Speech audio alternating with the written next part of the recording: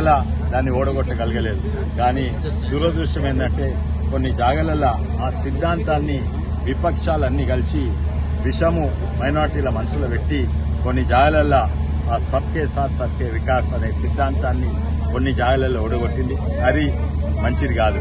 కానీ అందుకే నాకు గర్వంగా చెప్పుకుంటా మా కేవల ప్రజలు వాళ్లకు తెలివిగల్లోళ్ళు, వాళ్లకు అవగాహన బాగుంది అని ఏ పార్టీ అయితే దేశాన్ని రాష్ట్రాన్ని డెవలప్ చేస్తుందో ఏ నాయకుడు మోడీ అసలు నాయకుడు భారతదేశానికి అవసరం ఉంది అని అనుకొని నన్ను గెలిపించిందని అనుకుంటున్నాను.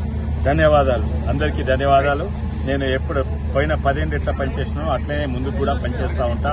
మీ అందుబాటులో ఉంటా. అక్కడ పార్లమెంట్లో నాకు చేసే పనులన్నీ చేస్తాను.